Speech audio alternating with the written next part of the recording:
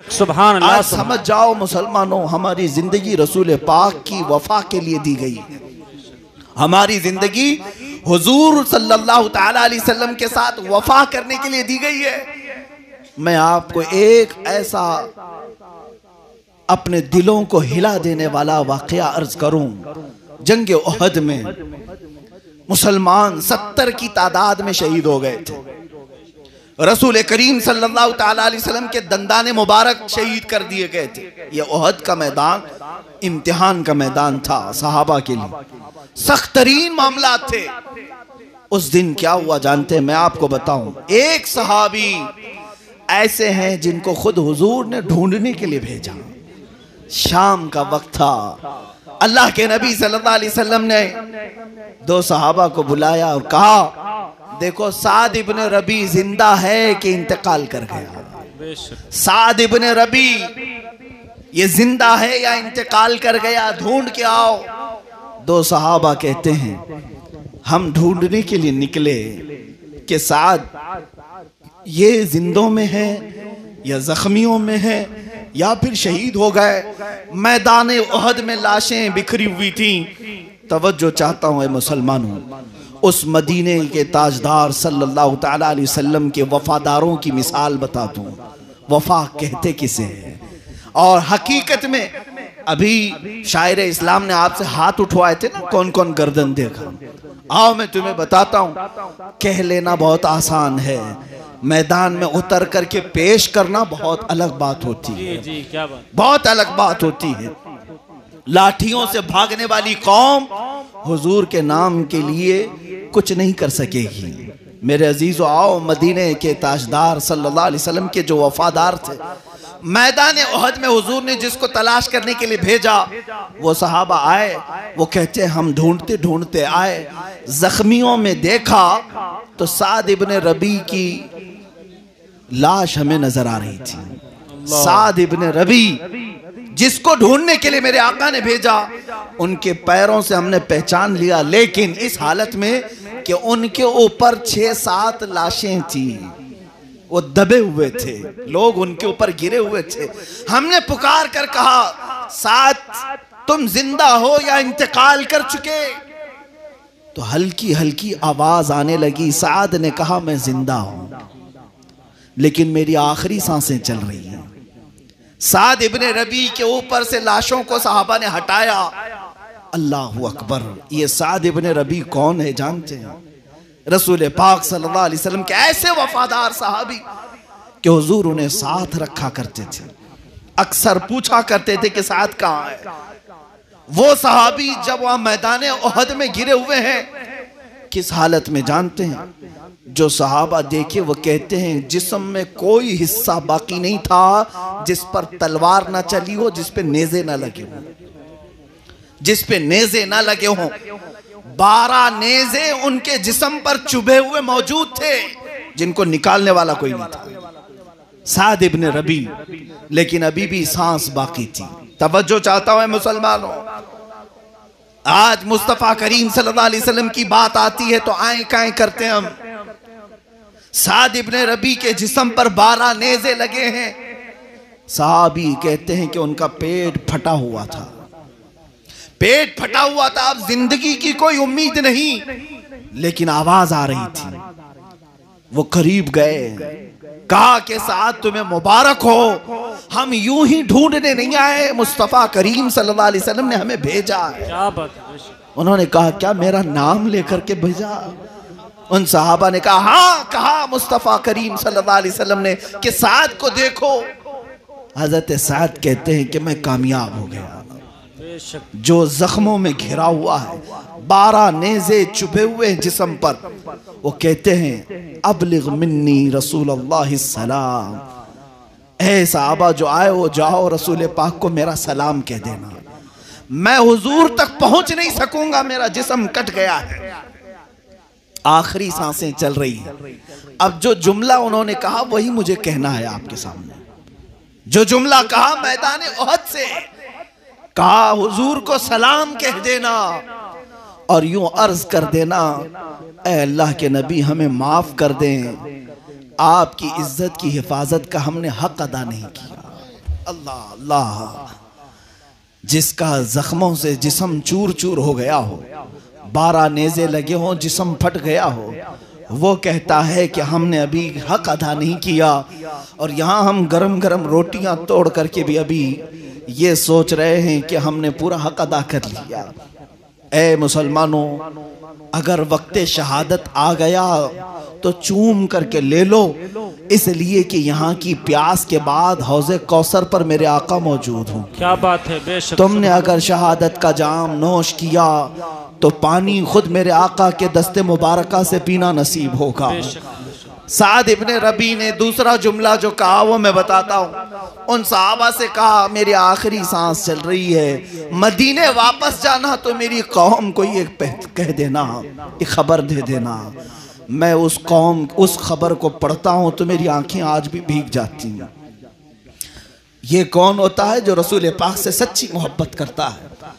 साद इब्ने रबी मैदान ओहद से कह रहे हैं, ए आने वाले, वापस मदीने जाओगे तो मेरा ये पैगाम मेरी कौम को पहुंचा देना और मदीने के जवानों को बता देना। उन्होंने कान लगाया और पूछा, क्या पैगाम देना चाहते हो साद, बताओ। वो कहते हैं, साद इब्ने रबी जाकर के ये कह देना, अगर तुम सब जिंदा रहे ए जवानों और तुम्हारी जिंदगी में किसी ने रसूल पाक तक हाथ बढ़ा दिया तो क़यामत के दिन उसकी कोई उज़्र कबूल नहीं किए जाएंगे, उसका कोई उज़्र नहीं कबूल किया जाएगा। इतना कहा और उनकी सांसें रुक गईं, वो खत्म हो गए, जाम शहादत नोश किया। सच कहा था साद इब्ने रबी ने कि अगर तुम जवानी लेकर बैठे हो, बाजुओं में अल्लाह ने ताकत दी है, और तुम्हारे होते हुए अगर कोई नबी कौनैन की इज्जत पर उंगली उठाया तो कल क़यामत के दिन तुम ये कह नहीं सकोगे कि हम मजबूर थे, हम मजदूर थे, हम लंगड़े थे, हम लूले थे। कोई उज़्र कबूल नहीं किया जाएगा। सहाबी रसूल का ऐलान है। तुम क्या समझते हो क्या आज मेरे साथ हालात बहुत अलग हैं, ऐसे नहीं है, वैसे नहीं है। जहां हो वहीं से आवाज उठाओ कि मैं हर चीज बर्दाश्त कर सकता हूं, मुझे भूख में कैद में रख लो और मार डालो, लेकिन मेरे नबी कौनैन की इज्जत और हुर्मत पर उंगली उठाओगे, मैं चटाई पर बैठ करके भी चीखूंगा और पुकारूंगा, इसलिए कि मेरी अगर जान बाकी है तो सदक़े रसूल में बाकी है। बेशक, सुभान अल्लाह। यही जज्बा मैं तुम्हें देने आया हूँ। मेरी तकरीर का खुलासा यही होता है, मेरी गुफ्तगू का खुलासा यही होता है। आप क्या समझते हैं क्या आला हज़रत फाजिल बरेलवी रदी अल्लाह ताला अन्हु ने अपना कलम चला चला करके सिर्फ फतवे ही दिए थे? नहीं, बल्कि उन्होंने मुजाहिदीन पैदा किए और उस वक्त से वो ये कहते आए। आज मैं तुमसे कहता हूँ, आला हज़रत ने क्या खूब कहा था, आज ले उनकी पनाह, आज मदद मांग उनसे। क्या बात है, आज ले उनकी पनाह, आज मदद मांग उनसे। ये सिर्फ गैरों के लिए ही नहीं है, मैं अपनों के लिए भी कहता हूँ, अपनों के लिए भी कहता हूँ, आज ले उनकी पनाह, आज मदद मांग उनसे। फिर न मानेंगे क़यामत में अगर मान गया। बेशक, सुभान अगर तुम क़यामत के दिन जा करके कहोगे कि आका मैं 1000 बार दुरूद पढ़ता था, 100 मरतबा की तस्बीह पढ़ता था, और ये सारे अमाल पेश करोगे, और फिर तुमसे ये पूछा जाएगा, सब एक तरफ रखो, लेकिन क्या तू हुजूर की शान में गालियां भी तो सुनता था, गालियां भी तो सुनता था, तब क्या करता था? बड़े बुजुर्ग हैं, बहुत पाए के बुजुर्ग हैं, अल्लामा जामी रहमतुल्लाह ताला अलैह फरमाते हैं, किसी ने अगर जिंदगी में करोड़ दुरूद पढ़ लिए हों, 1000 खत्मे कुरान कर लिए हों, और अगर वो अपनी जिंदगी में हुजूर की इज्जत पर होने वाली गाली को सुन लिया, ये सारी इबादतें एक तरफ रख दी जाएंगी, एक तरफ रख दी जाएंगी। उससे पूछा जाएगा, तो जिंदा था, तेरी गैरत जिंदा थी, तेरा ज़मीर जिंदा था, तू अपनी माँ के लिए नहीं सुन सकता, तू अपने बाप के लिए नहीं सुन सकता? आज हमारी गैरत तो ये है, जवानों मैं आपसे पूछता हूँ, तुम्हारी बीवियों की तरफ अगर कोई नजर उठाए तो तुम उसको खा जाने वाली नजर से देखते हो कि मेरे घर की इज्जत की तरफ तूने देखा कैसे? ऐ मुसलमानों, क्या रसूल पाक सल्लल्लाहु अलैहि वसल्लम की इज्जत पर हमला हो तो हम जागेंगे नहीं, बेदार नहीं होंगे? क्या हमारे जिस्मों में वो उछाल नहीं आना चाहिए जो एक ईमान की गर्मी होती है? आपको मैं बताऊं, ये तो मर्द हैं। मैदान उहद में मदीने की औरतें भी आई थी। उम्मे अमारा, जंगे यरमुक में हजरत खंसा, कादसिया की जंग में खंसा, बड़ी बड़ी खवातीन इस्लाम निकल करके आ गई, जबकि औरतों पर जिहाद नहीं। वो कहती ये थी कि हम अगरचे औरत हैं लेकिन नबी कौनैन के खिलाफ किसी को बर्दाश्त नहीं करती, बर्दाश्त नहीं करती। कुर्बानियां भी उन्होंने दी हैं ऐसी। हजरत खंसा एक ऐसी खातून है, मैं आपको बताऊं, अरब की एक ऐसी खातून जो बड़ी शायरा और शेर व शायरी में ऐसे पाए को पहुंची हुई कि मरसिया जब लिखती थी, किसी की मौत पर मरसिया लिखा जाता था अरब में, तो खंसा के मरसिया बहुत मशहूर थे। वो 2-2 साल तक लोगों को रुलाती थी अशार पढ़ पढ़ कर। अशार में ऐसा दम था कि सुनने वाले रोते थे। जाहिलियत के जमाने में, जब अभी इस्लाम लाई नहीं थी। इस्लाम लाने के बाद, इस्लाम लाने से पहले खंसा के भाई को किसी ने मार दिया था, तो अपने भाई के गम में अशार लिखे। 2 साल तक अरब वाले रोते रहे। अरबों को जहां जहां ये शेर सुनाई देते थे रोते थे लोग कि खंसा के अशार कैसे होते हैं। इस्लाम लाने के बाद कादसिया की जंग का मौका है, उमर इब्ने खत्ताब का जमाना है। यही खंसा आती है अपने 4 जवान बेटों को लेकर, 1 नहीं 2 नहीं 4 जवान बेटों को ले आती हैं और सबको सैयदना उमर इब्ने खत्ताब के हवाले करती हैं और कहती हैं मैंने जाहिलियत के ज़माने में जो कुछ भी किया, मैं चाहती हूँ कि वो कफ़ारा अपनी औलाद की कुर्बानी से पेश करूँ। रसूल पाक सल्लल्लाहु तआला अलैहि वसल्लम की इज्जत के लिए मैंने अपने जवान बच्चों को आपके हवाले किया। जानते हैं ये इस जंग की तारीख ऐसी है कि जब जंग खत्म हुई तो जो शहीद हुए शहीद हुए, लेकिन हजरत खंसा के 4 बेटे शहीद हुए एक जंग में। किसी माँ से जाकर के पूछो जिसका एक लाल गया हो, जिसका एक जवान बेटा इंतकाल कर गया हो, उसके घर में क्या हालत होती। हजरत खंसा के 4 जवान बेटों की लाशें लाई गई। सब जगह ये बात मशहूर हो गई कि खंसा अब कौन से अशार पढ़ेगी। भाई की मौत पर तो 2 साल तक अरब को रुलाया था, अब खुद के बेटे चले गए। अरब लोग आते रहे और पूछते रहे खंसा अब अपने जवान बेटों की मैयत पर तुम कौन से अशार कहोगी। हजरत खंसा कहती हैं तुम सुनना चाहते हो सुनो, मैंने अपने जवान बेटे दुनिया की नजर नहीं किया, मुस्तफ़ा के कदमों में पेश किया है, और इनके गम में अगर मुझसे कुछ सुनना चाहते हो तो सुनो, मैं वही कहती हूँ जो मेरा खुदा कहता है, इन्ना लिल्लाहि व इन्ना इलैहि राजिऊन। क्या बात है, बेशक। बस ये इस्लाम की खवातीन थी। एक खातून तो हुजूर की बारगाह में ऐसी भी आई, मदीना तैयबा, 1.5 साल का बच्चा लेकर आई। 1.5 साल का बच्चा, क्या वो जंग कर सकता है, तीर चला सकता है? लेकिन वो लेकर आई। हुजूर पाक सल्लल्लाहु अलैहि वसल्लम ने पूछा ए खातून तो इस 1.5 साल के बच्चे को क्यों ले आई? वो कहती हैं क्या आका मुझे मालूम है मेरा बच्चा जंग के मैदान में तो नहीं उतर सकता, लेकिन क्या करूं जब आपकी इज्जत की बात आई और आपके दुश्मनों ने ललकारा है तो मेरे घर में सिवाय इस बच्चे के कोई नहीं। मेरे शौहर शहीद हो चुके, मेरे भाइयों में कोई नहीं, मेरे पास ये 1.5 साल का दूध पीता बच्चा मौजूद है। काफिर लाई किस लिए? खातून कहती हैं आका अपने मुजाहिदीन सहाबा में किसी के हाथ में मेरा बच्चा दे दें, जंग के मैदान में जब काफिरों की तरफ से तीर चले तो मेरा बच्चा ढाल के काम आ सकता है, मेरा बच्चा ढाल के काम आ सकता है। ये वो फिदायान रसूल थे जो खुद अपनी जमा पूंजी लेकर बारगाह मुस्तफ़ा में आ गए थे। तभी जाकर के मौला ताला ने कुरान में उनके लिए यूं कहा रदियल्लाहु अन्हुम व रदू अन। ये वो जमात है अल्लाह इनसे राजी हो गया, अल्लाह इनसे राजी हो गया। और ताकत व कुव्वत अल्लाह ने गैब से इन सहाबा को क्यों दिया? इसी वजह से कि वो जीते थे तो नामे मुस्तफ़ा के लिए जीते थे, हुजूर की इज्जत की हिफाजत के लिए जिया करते थे। तुम्हें पता है 3 जवान शहजादों को एक ईसाई बादशाह ने कैद किया और उनसे ये कहा था कि तू अपने नबी का कलमा पढ़ना छोड़ दे, हम तुझे अपनी हुकूमत में रख लेंगे। तीनों सगे भाई थे, नहीं माने। यहां तक कि बादशाह ने गरम खौलते हुए तेल में बड़े भाई को डाल दिया, जल गया। दूसरे से कहा आप मान ले, छोड़ दे अपना दीन, अपने नबी का कलमा पढ़ना छोड़ दे।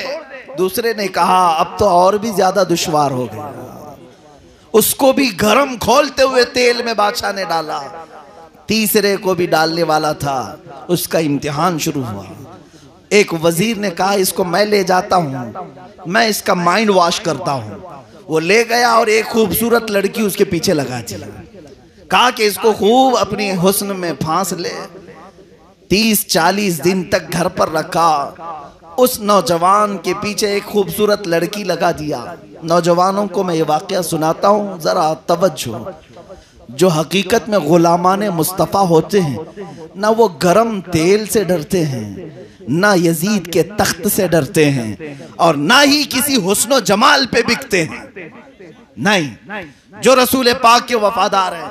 वो तीसरा जवान भाई उस वजीर के घर रहा, वो बहकाती रही। महीना गुजर गया तो आखिर में वो थक हार करके कहने लगी कि जवान एक बार मेरे हुस्न को देख तो ले, लोग कतार लगाते हैं मुझे देखने के लिए और तू है कि मेरी तरफ देखता नहीं। उस जवान ने कहा उन आंखों को तू धोखा नहीं दे सकती जिन आंखों में जमाले मुस्तफा बसा। क्या बात है, बेशक, सुभान अल्लाह। जिसकी आंखें जमाले मुस्तफा देख चुकी हो या देखना चाहती हो, उसे दुनिया का हुस्न अपनी तरफ नहीं माइल कर सकता। वो खातून जो बहकाने आई थी, इस नौजवान की मोहब्बत में खुद फिदा हुई और दायरा इस्लाम में दाखिल हुई। मेरे अजीजों, तवील वाकया मैं अर्ज नहीं करता, बस इससे मफहूम और सबक ये बताना चाहता हूँ। तुम्हारी आजमाइशें आएंगी, तुम्हारे साथ इम्तिहानात होंगे। ये दुनिया कभी तुम्हें ताकत के जोर पर तुम्हारे दीन से हटाने की बात करेगी, कभी मार पीट करके, कभी सख्त कवानीन नाफिज करके, अरे तुम्हारी जायदादें जब्त करके, संपत्ति जब्त करो, ये डर जाएंगे, खत्म हो जाएंगे। नहीं, मुसलमान संपत्ति वाले नहीं हैं, अपना सब कुछ तो मदीने में मौजूद है। हमारी जान और माल, इज्जत और आबरू सब कदमाने मुस्तफा पे है। आज तुम पूरा लूट लो हमें, हमारा हाल तो ये है जिसको शायर ने कहा है, जहां में अहले ईमान मिसले खुर्शीद जीते हैं। हमारी जिंदगी ये समझते हैं ना, यहाँ मॉब लिंचिंग करो, मारो इनको, तोड़ो इनको, इनकी दुकानें जब्त करो, जायदाद लूट लो, खत्म हो जाएंगे। नहीं, जहां में अहले ईमान मिसले खुर्शीद जीते हैं, इधर डूबे उधर निकले, उधर डूबे इधर निकले। क्या बात है, बेशक। हाँ, अगर आज तुम यहाँ डुबाओगे फिर ये ईमान का शोला निकलेगा। बगदाद को ततारियों ने तबाह कर दिया, लूट लिया, खून से नहला दिया। एक वक्त वो भी आया, ततारियों के दरबार में उलमा को कैद करके लाया गया, पीछे हाथ बांध करके। जुल्म की इंतहा हो गई थी ततारियों के जमाने में। और इतना ही नहीं, उन जालिमों को ये मालूम था कि ये मारने काटने से उतना ज्यादा डरते नहीं, रोते नहीं। किस बात पे रोता है मुसलमान?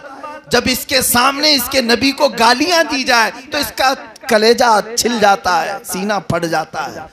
तो बादशाह जो उस वक्त का था ततारियों का, उलमा को जंजीरों में कैद करके उल्टे मुंह सुलाया दरबार में, और एक ईसाई पादरी को ले आया। मजमे में सब बादशाह के हवारी मवारी हैं। ईसाई पादरी को पैसे देकर के कहा गया इनके नबी की शान में खूब भोंको, गालियां दो, बुरा कहो मोहम्मद अरबी सल्लल्लाहु अलैहि वसल्लम को। वो ईसाई पादरी जो पैसे लेकर के आया था, बोलना शुरू किया। तारीख में मौजूद है मेरे अजीजों, उस दरबार में उस बादशाह का एक कुत्ता था जिसको सोने की जंजीर से वो बांध के रखता था। बादशाह का कुत्ता है, जैसे आज के जमाने में मर्सिडीज में भी घूमते हैं कुत्ते, बहुत सारे कुत्ते कारों में घूमते हैं। ततारियों के बादशाह का कुत्ता सोने की जंजीर में बंधा रहता था। जब वो ईसाई पादरी गुस्ताखी करने लगा और दिल जलाने लगा उलमा का जो जंजीरों में कैद थे, तो वो कुत्ता जो जंजीर में बंधा था वहीं से भौंकने लग गया, भौंकने लगा। इमाम इब्ने हजर अस्कलानी ने बयान किया इसको, भौंकने लगा। वो ईसाई पादरी खामोश हो गया। फिर थोड़ी देर के बाद फिर बयान शुरू किया, मेरे नबी की शान में गुस्ताखियां शुरू किया, कुत्ता फिर भौंकने लगा। तो मजमे में कुछ लोग कहने लगे उस पादरी से कि शायद तू जो बयान कर रहा है इसके लिए कुत्ता भौंक रहा है। तो उसने कहा उस कुत्ते को क्या समझ आती है? अरे बयान मैं कर रहा हूं, कुत्ता जानवर है, उसे क्या समझ में आती है? फिर बोलने लगा और गालियां देने लगा नबी की शान में। तारीख में मौजूद है वो कुत्ता जंजीर तोड़कर निकल आया और इतनी तेजी से आया कि दम जदन में उस पादरी को सीने से चीर कर रख दिया। वही वो खत्म हो गया। और उस कुत्ते की हैबत पूरे मजमे में ऐसी तारी हुई, क्योंकि बादशाह का कुत्ता था, पागल कुत्ता नहीं था, आवारा नहीं था, पाला हुआ था, ट्रेंड था। जब कुत्ते ने फाड़ कर रख दिया तो मजमे में मौजूद सबको समझ में आया कि एक जानवर भी रसूल की गुस्ताखी बर्दाश्त नहीं करता। तारीख में मौजूद है उसी वक्त मजमे में जितने तातारी थे सब इस्लाम कबूल कर हल्का बगोश हो गए। सुभान अल्लाह, सुभान। सब दायरे इस्लाम में दाखिल हुए। जिसके बाद इकबाल ने यह कहा था, हरम को मिल गए पासबां सनम खाने से। ये रब ताला की कुदरत है, जब वो चाहता है तो उन्हीं के बीच में से अपने हरम के पासबां भी पैदा करता है।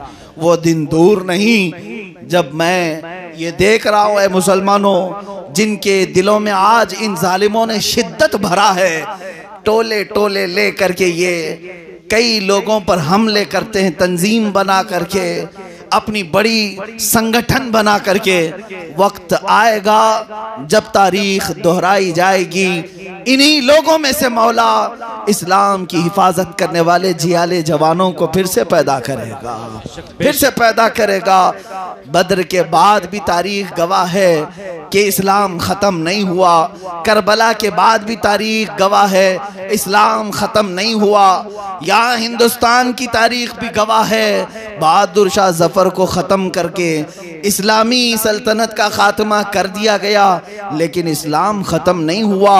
और आज के ज़माने में खारिश ज़दा कुत्तों के भौंकने से इस्लाम पर कुछ भी असर नहीं होगा। इस्लाम कल भी शादो आबाद था, आज भी शादो आबाद है। सुबह क़यामत तक ये जालिमों के फूंकों से बुझाया जाने वाला चिराग नहीं है। ये अल्लाह ने कुरान में फरमाया, ये चाहते हैं कि अपने मुंह के फूंकों से चिराग को बुझा दे, अल्लाह अपने नूर को मुकम्मल करके रहेगा, इसको कायम रखेगा, इसकी हिफाजत अल्लाह फरमाएगा। ऐ जवानों, अब मैं आखिर में आपको ये मैसेज देते हुए अर्ज करूंगा कि तुम्हारी जो जिंदगी है